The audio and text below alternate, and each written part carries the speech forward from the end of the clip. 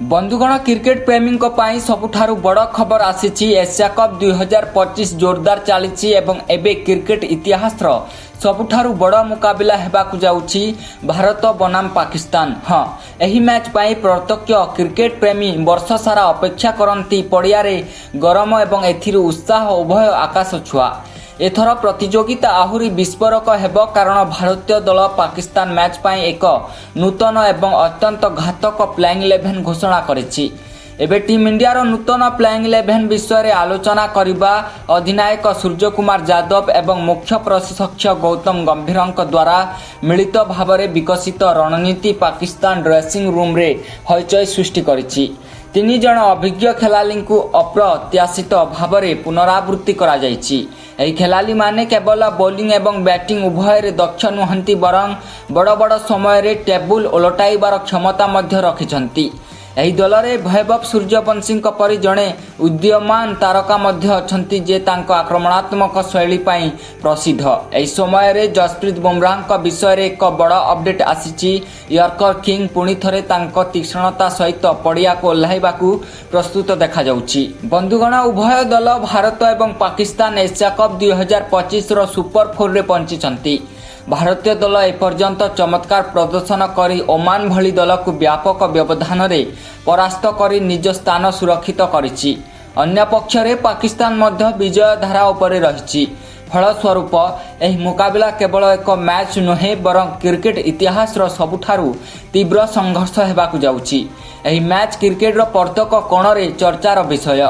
भारत एवं पाकिस्तान मध्य रे एही महामुकाबिला युद्ध रविवार सेप्टेम्बर 21 तारिख रे खेलाजिबो। प्रथम बॉल राति 8 यूएई रो चमत्कार क्रिकेट स्टेडियम रे बॉल कराजिबो। सारा स्टेडियम रे भारतीय त्रिरंगार रंग बिछाड़ी दियाजिबो एवं लक्ष लक्ष प्रशंसक सेमानक टीवी स्क्रीन रे लागि रहिबे।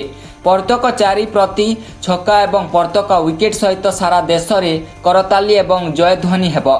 एहाकू लाइव देखिबा पाई प्रस्तुत हुअन्तु आपण। एही मैच आपणक टीवी एवं मोबाइल उभय रे देखि पारिबे।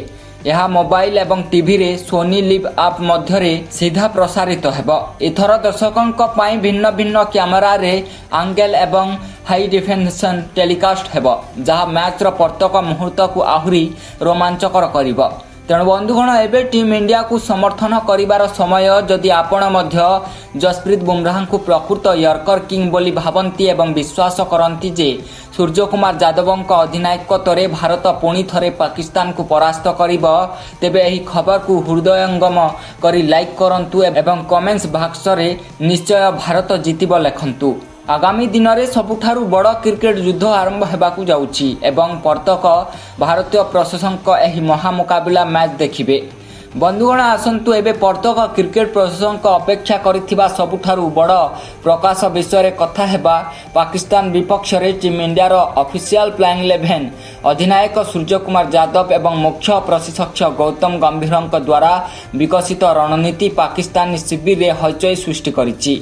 एही दल केवल एक शक्तिशाली बैटिंग लाइनअप नुहे बरं अतुलनीय बॉलिंग संतुलन मध्य गर्व करे। आसंतु एही महामुकाबिला मैच रो पड़िया रे थिबा प्रत्येक खेलाड़ी एवं सेमानक ठारु कोन आशा करा जाउछि ताहा उपरे नजर पकाइबा।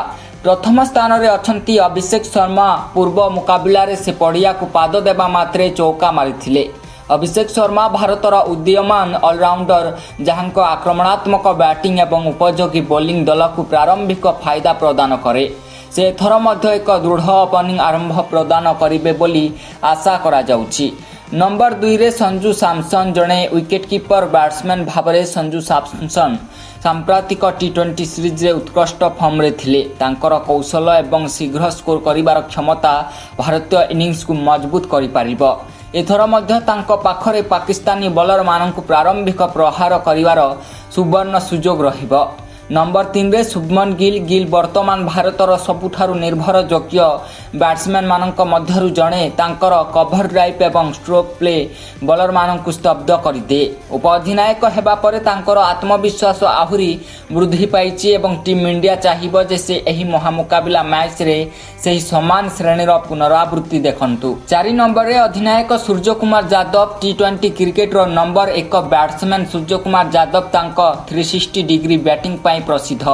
ତାଙ୍କର ଆକ୍ରମଣାତ୍ମକ ଶୈଳୀ ଏବଂ ଦୃଢ଼ ଅଧିନାୟକତ୍ୱ ଅଭିଜ୍ଞତା ପାକିସ୍ତାନ ବିପକ୍ଷରେ ଏକ ପ୍ରମୁଖ ଅସ୍ତ୍ର ପ୍ରମାଣିତ ହୋଇପାରେ। ଏଥର ସେ ତାଙ୍କ ଅଧିନାୟକତ୍ୱରେ ଭାରତକୁ ବିଜୟୀ କରାଇବାକୁ ଚାହିଁବେ। 5 ନମ୍ବରରେ ତିଲକ ବର୍ମା। ଯୁବ ଏବଂ ବିସ୍ଫୋରକ ତିଲକ ବର୍ମା ସମ୍ପ୍ରତି ଅନେକ ଗୁରୁତ୍ୱପୂର୍ଣ୍ଣ ଇନିଂସ ଖେଳିଛନ୍ତି।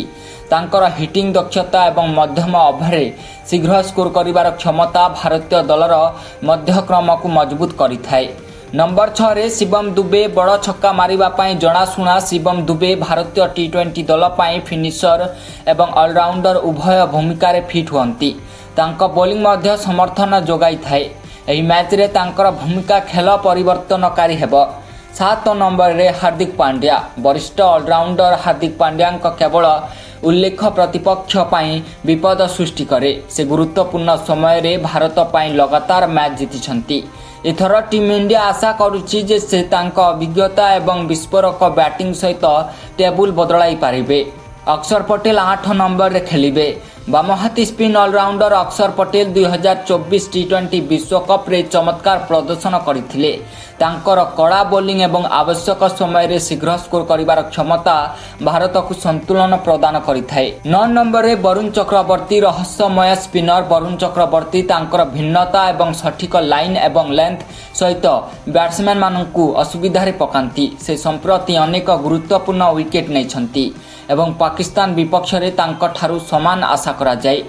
10 ନମ୍ବରରେ ଯଶପ୍ରୀତ ବୁମରା। ଭାରତର ୟର୍କର କିଙ୍ଗ ଯଶପ୍ରୀତ ବୁମରା ବିଶ୍ୱର ସବୁଠାରୁ ବିପଦଜନକ ବୋଲରମାନଙ୍କ ମଧ୍ୟରୁ ଜଣେ। ତାଙ୍କ ପାଖରେ ପାୱାର ପ୍ଲେରେ ୱିକେଟ୍ ନେବାର କ୍ଷମତା ଏବଂ ଡେଥ୍ ଓଭରରେ ରନ୍ ସୀମିତ ରଖିବାର କ୍ଷମତା ଉଭୟ ଅଛି। ଗତ ମ୍ୟାଚ୍ରେ ତାଙ୍କର ଦକ୍ଷତା ସ୍ପଷ୍ଟ ହୋଇଥିଲା ଏବଂ ଏଥର ପାକିସ୍ତାନର ବ୍ୟାଟ୍ସମ୍ୟାନମାନଙ୍କୁ ତାଙ୍କର ତୀକ୍ଷ୍ଣତାର ସମ୍ମୁଖୀନ ହେବାକୁ ପଡ଼ିବ। 11 ନମ୍ବରରେ କୁଲଦୀପ ଯାଦବ। ଚାଇନାମ୍ୟାନ୍ ବୋଲର କୁଲଦୀପ ଯାଦବ ତାଙ୍କ ସ୍ପିନ୍ ସାହାଯ୍ୟରେ ବ୍ୟାଟ୍ସମ୍ୟାନମାନଙ୍କୁ ବିସ୍ମିତ କରିବାରେ ପାରଙ୍ଗମ। ସେ ଶେଷ ମୁକାବିଲାରେ ପ୍ରତିପକ୍ଷଙ୍କୁ ତାଙ୍କ ଜାଲରେ ଫସାଇଥିଲେ ଏବଂ ଏଥର ତାଙ୍କଠାରୁ ଏକ ମ୍ୟାଚ୍ ବିଜୟୀ ପ୍ରଦର୍ଶନ ଆଶା କରାଯାଉଛି। ବନ୍ଧୁଗଣ, ଏହା ହେଉଛି ପ୍ଲେଇଂ 11 ଯାହା ପାକିସ୍ତାନ ବିପକ୍ଷରେ ମୁକାବିଲା କରିବ। ଏହି ଦଳରେ ଯୁବ ଉତ୍ସାହ ଏବଂ ଅଭିଜ୍ଞ ଖେଳାଳିଙ୍କ ଏକ ଚମତ୍କାର ମିଶ୍ରଣ ଅଛି। ଏବେ ଆମକୁ ଦେଖିବାକୁ ପଡ଼ିବ ଯେ ଏହି ମହାମୁକାବିଲା ଯୁଦ୍ଧ କିଏ ଜିତିବ। ତଳେ ଥିବା କମେଣ୍ଟସ୍ ବାକ୍ସରେ ଆମକୁ ଜଣାନ୍ତୁ ଆପଣ କ'ଣ ଭାବୁଛନ୍ତି ଯେ ଭାରତ ପୁଣି ଥରେ ପାକିସ୍ତାନକୁ ପରାସ୍ତ କରିବ। ଯଦି ହଁ, ତେବେ କମେଣ୍ଟରେ ନିଶ୍ଚୟ ଦୟାକରି ଆପଣଙ୍କର ମନ୍ତବ୍ୟ ଦିଅନ୍ତୁ।